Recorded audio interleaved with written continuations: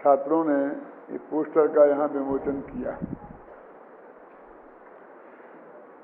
वास्तव में दीपावली भगवान महावीर के निर्वाण का पर्व है। यद्यपि वो निर्वाण बहुत खुशी की बात है।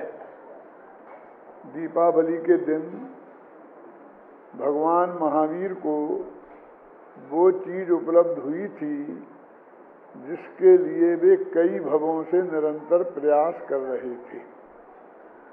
इसलिए इससे बड़ी और खुशी दुनिया में क्या हो सकती है। सबसे बड़ी उपलब्धि तो मुक्ति ही है ना। दीपावली के दिन में मोक्ष गए थे, इसलिए बहुत खुशी का पर्व है। पर खुशी भी कई प्रकार की होती है। ये उछल कूद वाली खुशी का पर्व नहीं है। ये पटाखा फोड़ने वाली खुशी का पर्व नहीं है। ये लड्डू खाने और खिलाने वाली खुशी का पर्व नहीं है। क्यों? क्योंकि इस दिन भगवान महावीर हमें छोड़ के चले गए थे। ये संयोग का नहीं, ये वियोग का पर्व है। हमें इतना ध्यान तो रखना ही चाहिए कि मुहर्रम में और ईद में क्या फर्क है।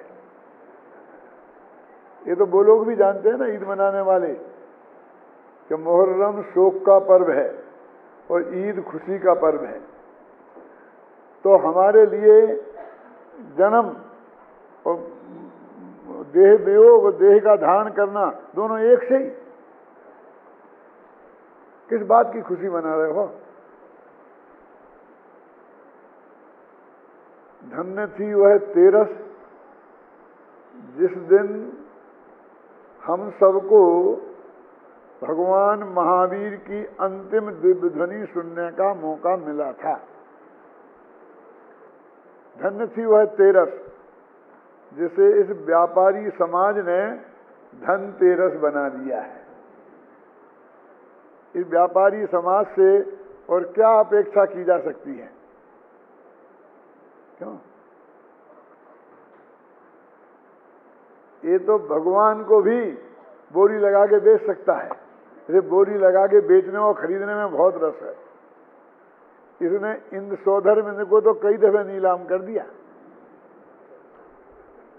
इसका बस चले तो भगवान के माँ बाप की भी नीलामी कर दें। कभी कभी मुझे विकल्प आता है, ये क्षत्रियों और ब्राह्मणों का धर्म ये बनियों के हाथ कैसे लग गया? क्योंकि भगवान महावीर क्षत्रिय थे और गौतम स्वामी आदि जो गणधर थे वो ब्राह्मण थे। तो उन्हीं का धर्म हुआ ना ये, ख्याल में है ना। और आज सब व्यापारी कौम है? तो इतना फर्क तो करो भले आदमी कि किस बात की खुशी मना रहे हो। कि धन्य था वह दिन जब भगवान महावीर की दिव्य ध्वनि हमें सुनने को मिली थी। लेकिन जब 14 को हम गए तो वो दिव्य ध्वनि हमें सुनने को नहीं मिली। लेकिन भगवान के दर्शन मिले थे, प्रवचन नहीं मिला था। दर्शन मिले थे। दर्शन भी कोई कम भाग्य की बात थोड़ी होती है। क्यों? लेकिन जब अमावस्या के दिन गए तो ना प्रवचन मिला और ना दर्शन मिले। अब वो दिन कैसा रहा होगा और लोगों पर कैसा उसका असर हुआ होगा। असली दिवाली तो वो है ना। क्यों? ये तो हम उसका रिपीटिशन करते हैं। जब बच्चा 1 साल का होता है तो उसका जन्मदिन मनाते हैं। वो जन्मदिन कौन सा होता है? बोलो बेबी, बोलो कौन सा होता है? पहला, दूसरा? नकली की बात करो तो पहला, और असली को भी शामिल कर लो तो दूसरा, है ना। निर्वाण दीपावली तो एक ही दिन हुई ना। भगवान महावीर मोक्ष तो एक ही दिन गए। अब उसी तारीख को हम हर साल मनाए तो दूसरा, तीसरा, 25वां और 2570वां 2500वां 80वां इतने मनाते जाओ। तो उस दिन क्या हुआ होगा हमें 2 मिनट सोचना नहीं चाहिए? उस दिन दीपावली कैसी मनाई गई होगी ये हमको सोचना नहीं चाहिए, बताना नहीं चाहिए? क्यों? उस दिन खूब पटाखे फूटे होंगे, खूब लड्डू खाए होंगे, खूब एक दूसरे को मुबारक दी होगी, दिवाली मुबारक क्या की मुबारक दे रहे हो कि परसों तक वो बुढ़ा 7-7 घंटा और 12-12 मिनट तक प्रवचन करता था। हम तो थक गए सुनते सुनते, अब आज से छुट्टी मिली, बस खत्म। इस बात की मुबारक दे रहे हो, काय की मुबारक दे रहे हो? जरा विचार तो करो गंभीरता से कि अपने वे कितने महान भगवान जिनकी दिव्य ध्वनि का लाभ हमें मिल रहा था, आज वो हम चले गए और उस दिव्य ध्वनि का लाभ हमें नहीं मिल रहा है। तो इस खुशी में ये उछल कूद कहां से आ गई? खुशी का दिन तो है, रंज का दिन तो नहीं है। क्यों? लेकिन हमारे लिए भगवान महावीर के वियोग का दिन है, संयोग का दिन नहीं है। इसलिए इसमें उछल कूद तो किसी कीमत पर होनी ही नहीं चाहिए। माल मसाला खाना और खिलाने की बात तो इसमें होना ही नहीं चाहिए। यदि इसे मनाएं तो चूंकि भगवान की दिव्य ध्वनि खिलना बंद हो गई तो गांव-गांव में पाठशाला खोलकर साज सभाएं चालू कर इस रूप में इसको दिन को मनाया जाना चाहिए। कभी दिव्य ध्वनि भले ही चली गई। जब गुरुदेव श्री का स्वर्गवास हुआ था तो मैंने एक लेख लिखा था, आपने पढ़ा होगा, सूरज डूब गया, है ना? तो हमारी एक आध किताब में है शायद, बिखरे मोती में है, किसमें है? बिखरे मोती में है ना, सूरज डूब गया। तो सूरज डूबता है तो क्या करते हैं? घर घर में छोटे छोटे दीपक जल जाते हैं। अंधकार से तो लड़ना है ना, रोने नहीं बढ़ते हैं। तो घर घर में दीपक जलना तो अच्छी बात है। ज्ञान का दीपक गांव गांव में, भगवान महावीर की दिव्य ध्वनि बंद हो गई तो गांव गांव में सात सभाएं शुरू हों, पाठशालाएं शुरू हों, ऐसा कोई हम उपक्रम करें तो वो सच्चा भगवान महावीर की दीपावली मनाने की बात होगी। तो दीपावली में मेरा पूरा 1-1.5 घंटे का व्याख्यान होता है, तो आज मैं वो नहीं दूंगा पूरा। लेकिन मैं तो आज इनने जो इसका ये काम किया ना, इसके लिए कहना चाहता हूं, देखो यदि हमें सारी जैन समाज तक पहुंचना है और सारी भारतीय समाज तक पहुंचना है और उनमें अहिंसा का प्रचार करना है महावीर की वाणी का, तो हमें कुछ ऐसे कार्यक्रम हाथ में लेने होंगे जो सबके हित के हों। वैसे मोक्ष का मार्ग है भी सबके हित का ही है, लेकिन सवाल सबके हित की बात नहीं है। सबको ये समझ में आए कि ये हमारे हित की भी बात हो रही है। पहले तो ये सवाल है कि ये समझ में आए उनके।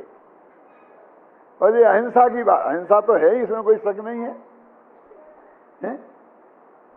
लेकिन यदि हम, जो मैंने आपको अभी बात बताई कि हमारे भगवान महावीर चले गए थे, इसीलिए हम तो भैया इस तरह खुशी नहीं मना सकते, पटाखा नहीं फोड़ सकते, तो हिंदू क्यों बंद करेंगे? देखें हमारे तो भगवान राम आए थे ना, हम तो फोड़ेंगे। यदि हम चाहते कोई नहीं फोड़े, क्योंकि यदि वो लोग मनाना नहीं छोड़ेंगे तो हम इतने अल्पमत हैं, हम चाहे जितना करना, हम अपने बच्चों से भी फटाखा छोड़ना बंद नहीं करवा सकते। सारा गांव फटाखा फोड़ेगा और हमारे बच्चे उसी उम्र के ऐसे बैठे रहेंगे, संभव है क्या? तो मेरे कहने का मतलब ये है कि हमने जब गुरुदेव श्री के तत्व ज्ञान को पहुंचाने का संकल्प 50 साल पहले, अभय जी बताना चाहता हूं, बाबू भाई सबसे मिलके मैंने कहा था कि भाई ये नहीं चलेंगे आपके प्रवचन। क्या चलेगा कि अभी अपना पास में एक भी मंदिर नहीं है देश में। सोनगढ़ का मंदिर सोनगढ़ में है बस, कि बंबई में बन गया होगा। और गांव-गांव में हमको ये संदेश पहुंचाना है। नए मंदिर भी बनाना हो तो आदमी तो पहले बनना चाहिए। उस गांव में आदमी मुमुक्षु नहीं बनेंगे तो मंदिर कैसे बनेंगे? सही है ना। तो इन मंदिरों में जिनमें अपना कब्जा नहीं है, उन सब मंदिरों में अपनी साज सभाएं शुरू करना है। कितना कठिन काम था बोलिए। तो मैंने कहा, बाबू भाई वगैरह सबने माना कि एक रास्ता है इनमें घुसने का, और वो रास्ता है सिद्ध चक्र विधान। पंच कल्याण तो बहुत सीमित होते हैं, कहीं मंदिर बनेगा तो ही तो होंगे। तो हम गांव गांव में सिद्ध चक्र विधानों में जाएं, अपना व्याख्यान करें, उसकी जयमाला का अर्थ करें, उसके छंदों का अर्थ करें। हमने आंदोलन चलाया। ऐसे 100 विधान हमने किए होंगे जिसमें हम विधानाचार्य भी रहे। क्या? और हम ओंगरी बोलते थे, क्योंकि हमारा छंद बोलने लायक तो गला ही नहीं है। अभी छंद तो आज भी नहीं बोल सकते, क्यों? लेकिन कभी हमने वो देख के ओंगरी नहीं बोली किताब। बोलते पंडित जी को इतनी छवि याद है ओंगरी, अब उन्हें कौन बताया कि इसमें याद करने की क्या जरूरत है? क्यों? उस छंद को ध्यान से सुन लो तो उसमें से ओंगरी बन जाती है। हम बना के बोल देते, झगड़ा खत्म। भाई जल का छंद आ रहा है तो हमें क्या बोलना है? भाई सिद्धकाधिपते नमः जलम निर्वाहमति स्वाहा, समझ रहे ना। अब 8 कर्म की चर्चा चल रही है। ज्ञानावणी रहता सिद्धेभ्यो अर्घम नमामि स्वाहा, मति ज्ञानावणी रहता सिद्धेभ्यो अर्घम नमामि स्वाहा, शुद्ध ज्ञानावणी रहता है। अब हमें तो सब याद है। अब जो याद नहीं होगी वो छंद को ध्यान से सुनते तो बन जाती ओंगरी। जो कहते सब याद है पंडित जी को, पंडित जी का फिर प्रवचन भी सुनते, वे सब सुनते, वे सब बताते सुनाते, समय साथ भी सुनाते। ऐसे हमने गांव गांव में प्रवेश किया है। अब वो जो चीज उस दिन बहुत उपयोगी थी, आज वो उतनी उपयोगी नहीं है। आज तकलीफ खड़ी करती है। कैसी तकलीफ? हमारे मंदिर बन गए। अब गुरुदेव ने तो कभी इसको ज्यादा वो किया नहीं। हमने तो उन मंदिरों में हमारे कार्यक्रम कैसे चलाएं और हम उनको में से मुमुक्षु लोगों को कैसे बनाएं, इसके लिए थे। अब वो जो भी चीज उस वक्त इस्टेब्लिश्ड की अपने तत्व की बात सुनाने को, अब वो हमारे उन मंदिरों में होने लग गए। अब वो 6-6 घंटे तक विधान चलता है और प्रवचन गायब होने लग गए कि साहब तुमने भी तो ऐसे ही करे थे। अरे उस वक्त की पोजीशन आज थी, आज तो ये सारे मुमुक्षु आए हैं, इनको तो 1 घंटा की पूजा बहुत होती है, 1.25 घंटे की लगाओ तो काम चलेगा, इनको तो तत्व ज्ञान सुनने दो। इस समय समय की परिस्थितियां होती हैं। क्या मैंने कहाँ किस तरीके से हमने दिल्ली से देहरादून तक कम से कम 25 पंच कल्याण किए हैं, और वो सिद्ध विधान से बड़े नहीं थे, उसे इतनी ज्यादा जनता नहीं आती थी। लेकिन उनके माध्यम से सारे गैर मुमुक्षु समाज को उसमें शामिल किया और वो मुमुक्षु बने। ये बिमल चंद जी जो है ना, नीरू केमिकल्स वाले, ये उसी के विवेक विहार के पंच कल्याण की उपज हैं। उसमें इन्हें सौधर्मेंद्र बनाया था। ये मुमुक्षु के नाते सौधर्मेंद्र नहीं बने थे। इनके एक भाई थे सिर्फ कल्याण मल जी, वो जो थोड़े मुमुक्षु थे और कोई नहीं था। और तब से फिर पंच कल्याण से मुमुक्षु बन गए। आप समझ नहीं ना आपके? और जिस मंदिर का पंच कल्याण हुआ था वो आज हमारे कब्जे में नहीं। आज हम उन्हें घुस नहीं सकते, हम उन्हें विधान नहीं कर सकते, प्रवचन नहीं कर सकते उस मंदिर में। मैं ये कहना चाहता हूं कि हमको अधिकतम समाज तक पहुंचना है तो उसके अनुरूप हमें नीतियां सुनिश्चित करनी पड़ेंगी। फिर समय समय पर उसमें संशोधन भी करना पड़ेगा। मैं ये कहता हूं कि हमको मुनि विरोधी कहा जाता था, और जो लोग मुनि गुरुदेव की प्रशंसा करते थे, गुरुदेव के अनुकूल थे, उनको से समागम करके हम उनमें ज्यादा प्रवेश कर सकते थे। दिल्ली में तो अभी मंदिर बना है, वो भी इतनी दूर एक मंदिर नहीं था ना। लेकिन विद्यानंद जी के सहयोग से 60 जगह अपने मंदिरों में अपने प्रवचनकार जाते थे। क्या जा सकते थे? बोलिए आप। लेकिन जो हमारा अंदर कलह ने, और जो हमारे अनंत भाई, निमिष भाई जैसे उदार हृदय लोग समाज में आए कि जो जिनसे बहुत धर्म प्रभावना हो सकती थी, उन्हें समाज की समझ पकड़ नहीं थी। तो उनने दो कहा, चढ़दा बेटा सूली पे भला भला करे भगवान, दो काम एक साथ किए, उन्हें हमसे दूर करने का काम। हाँ, ये इनके पास नहीं जाना, बिल्कुल सही कहते हैं आप, बिल्कुल ये करना वो करना। अब जो काम हम नहीं कर पाए ये हमारे विद्यार्थियों ने करके बता दिया। उन्हीं से जब हम किसी को नहीं जा सकते थे, उनसे ये पोस्टर बनवा करके गांव-गांव में लगवा रहे हैं। विराट का, अभय जी का इसमें बहुत बड़ा योगदान है। यानी ये बिल्कुल सार्वजनिक काम है ना, अगले मुमुक्षुओं का तो नहीं है। हमने जब राखा शाकाहार रथ निकाला था तो वो भी हमारा पूरी समाज तक पहुंचने का प्रोग्राम था। अगले मुख्य मंडलों में नहीं गया था। बंबई में गए थे, दीपचंद गार्डी, आपको मालूम 100 लोग आए थे कि नहीं आए थे? वो आया था बजाज वाला, कौन बजाज का नाम क्या है, राहुल बजाज, हमारे कार्यक्रम में आया और हमने शाकाहार के माध्यम से ये तत्व ज्ञान को जन जन तक पहुंचाया। एक शाकाहार का व्याख्यान करते और एक भगवान आत्मा का, और रिक्शे वाले को घुमा देते, समझे ना? तो वो उन्होंने कहा क्या जरूरत है शाकाहार की, ये इसका मैं कड़कड़ विरोध करता हूं, ये बिल्कुल सही नहीं है। हम कहां आत्मा आत्मा छोड़ के और ये शाकाहार में लग गए, ये क्या हो गया है?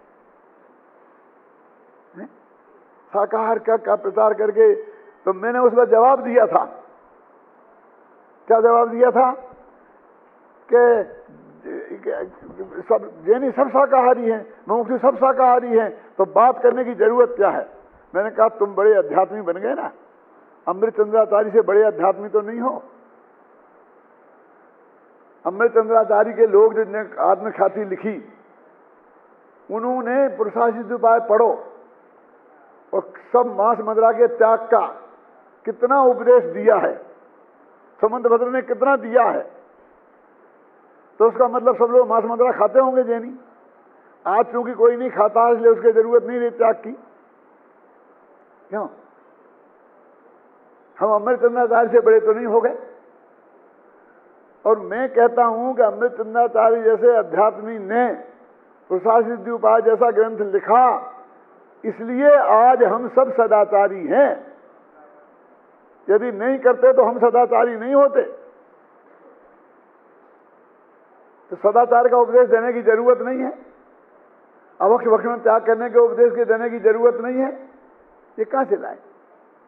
लेकिन वो सबके पूरा शाकाहार जो विश्व में 60% लोग हैं वो उन तक पहुंच सकते हैं हम, और ये तत्व ज्ञान भी हम उन तक पहुंचा सकते हैं। तो मेरे कहने का मतलब ऐसी चीजों में जिनमें हम अनंत भाई को शामिल नहीं कर पाए थे, इन लोगों ने उनको शामिल कर लिया। हम तो तैयार ही थे, युवा फेडरेशन तैयार ही बैठा है और हमसे हमारे साथ गठबंधन भी करा दिया युवा फेडरेशन को। उनका दोनों का कंबाइंड है ना, निकालने पता ना, नीचे लिखा है। ये जो ट्रस्ट है वो अनंत भाई का है। क्या पढ़ नीचे नाम पढ़, मुझे क्या दिखाता है, पढ़ के बता सर। दोनों ने मिलकर हमसे मतलब उन्होंने कोलैबोरेशन किया। क्यों? कि पहुंचाएंगे तो हम ही, आप समझिए ना, इनको गांव-गांव में पहुंचाएगा कौन? इसमें लिखा है दो संस्थाओं के नाम है, श्री कुंदन कमान पार्वती ट्रस्ट मुंबई द्वारा आयोजित अखिल भारतीय जैन फेडरेशन जयपुर महानगर द्वारा आयोजित फेडरेशन है और आयोजक कुंदन कमान ट्रस्ट मुंबई। वो नहीं पहुंचा सकते हैं, फौज तो हमारे कब्जे में है, फौज तो हमारे पास है, जो हम उनके उस संदेश को वहां तक पहुंचाएंगे। जाएंगे कहां? यदि उन्हें सचमुच पूरी समाज तक पहुंचना है तो हमारी शरण में आना ही पड़ेगा, और हमें भी कोई तत्व ज्ञान उन तक पहुंचाना है। तो बिना नागर नारायण के तो कुछ होता ही नहीं है।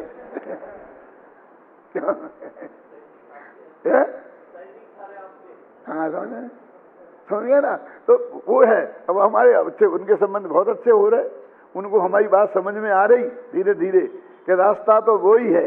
अरे भाई, हम इसके 60 साल के खिलाड़ी हैं, अभी तुम जीरो शुरू हुए हो, क्या जानते हो समाज में कैसे तत्व ज्ञान पहुंचाना? अकेला हमने समझा ही नहीं है, उसको क्रियान्वित भी किया, चालू किया। अब मैं आपको कुछ अभिमान के साथ नहीं कहता हूं, जितनी मैंने योजनाएं बना बना के रखी, बाबू भाई ने, पाटनी जी ने, सब ने, खेमचंद भाई ने, रामजी भाई ने, ऐसे हाथ में लेके उनको, तो ठीक है चालू करो अब तो चालू करो। कि कौन करेगा? कि हम करेंगे, वो कौन करेगा? साकारत कौन चलाएगा? हम चलाएंगे, वो कौन करेगा? गाँव गए। तो मेरे कहने का मतलब ये है कि इनने बहुत अच्छा ये काम किया है। कि अभी आपको ऐसे कहने वाले लोग मिलेंगे, इसलिए मैं ये बोल रहा हूं कि कहाँ आत्मा छोड़ करके ये फटाका आ गए और अपना दिमाग फटाका में लगा चला दिया। ऐसा आएंगे क्यों? ये सामना करना पड़ेगा तुम्हें। है? जब हम पर ऐसा संकट आता है तो तुम्हारी समझ में नहीं आता, बेटा तुम पर आएगा तब तुम्हारी समझ में आएगा। है? और तब तुम्हारी बचत हम ही करेंगे।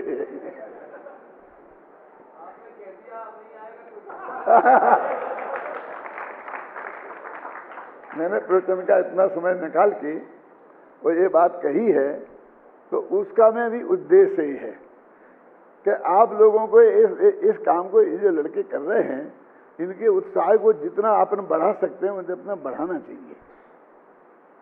आप समझे ना? तो इनमें वही काम कई गुना फलता है, समझे ना? कोटा में गुरुदेव श्री पधारे थे 8 दिन के लिए, हमारा प्रशिक्षण शिविर था। तो उस वक्त वो भोपाल का हुआ था ना, मेरा सम्मान हुआ था। और उसके बाद में जैन संदेश में एक लेख आया था जो उसके मेरे विरुद्ध बहुत लिखा था। तो रात को जब मैं गुरुदेव श्री के पास गया तो वो जैन संदेश गुरुदेव जी के पास रखा था। बोले पंडित जी ये पढ़ा? मैं कहा साहब पढ़ा है। बोले देखो तुम्हारी प्रशंसा करने का भाव मुझे बहुत आता है, लेकिन मैं बहुत कम करता हूँ। क्यों? कि मैं जानता हूँ कि अब भी हाथ कितने लोग जलने लगेंगे तुमसे। सब आप गुरुदेव के हैं, समय सार के सामने बोल रहा हूँ और टीवी पे लिखे जा रहे हैं। चंदू भाई थे वहां क्या? इतने शत्रु खड़े हो जाएंगे कि तुम, वो सब पता था उन्हें क्या? तो मैंने क्या जवाब दिया था वो भी सुनाना चाहता हूं। मैंने कहा गुरुदेव श्री, ये मैं भी जानता हूं और इसलिए मैं भी चाहता हूं कि भाई काम मर्यादा में ही रहे, तो थोड़ी गाड़ी चलती रहे। लेकिन मैं आपको मना इसलिए नहीं करता हूं क्योंकि आपका इतना बोलने से, जो मैंने धर्म के रक्षण किताब लिखी तो वो 1000 छपती और 100 वर्ष में नहीं बेच पाती, और आपने उसके बारे में 4 शब्द बोल दिए तो 1 साल में 1.5 लाख तक की 6 भाषाओं में पहुंच गई। तो इससे तत्व प्रचार होता है। इसे जितनी भी आप कहते हैं तो मैं आपको रोकता इसलिए नहीं, मेरे को भी डर लगता है कि मैं कह दूं कि आप जरा कम करो, नहीं तो ये सब चारों तरफ का मामला बहुत गड़बड़ हो जाता है। क्या ये मैं समय सार की साक्षी से बोल रहा हूं आपको, इसमें कॉमा फुल स्टॉप भी मैंने नहीं बदला है। तो मेरे कहने का मतलब है ये सब नीतिगत बातें होती हैं, ये नहीं बताई जा सकती हैं, सभाओं में नहीं कही जा सकती हैं ज्यादा। अब दिक्कत है कि नहीं समझाओ तो आपकी समझ में नहीं आता, तो उन बातों को आप निरर्थक समझने लगते हैं। समझाओ तो ज्यादा दिक्कत है कि वो सामने वाले भी समझ लेते हैं कि ये तो शिक्षक विधान इसलिए करा है, ये तो पटाखा इसके लिए पड़वा कर इसलिए कर रहे हैं। अरे हमको कई स्तर पे काम करना पड़ेगा। देखिए कैसे, क्या अपने मुमुक्षुओं के स्तर पर एक पॉइंट, अब फिर पूरी 13पंथी समाज के लेवल पे, फिर 13पंथी और 20पंथी समाज को मिलाकर के एक दक्षिण भारत में हमें काम करना है तो क्या करेंगे बोलिए आप? जाकर उठाओ क्षेत्रपाल पद्मावती को, एक दिन घुस नहीं पाओगे। मैं अपने बच्चों को समझाता हूं यहाँ, जो मैं सब बैठे हैं यहाँ, इनको बताया है कि तुम वहां जा रहे हो तो बिल्कुल चर्चा नहीं करना, नहीं तो तुम उन्हें तो उठवा नहीं पाओगे, तुम ही उठ जाओगे।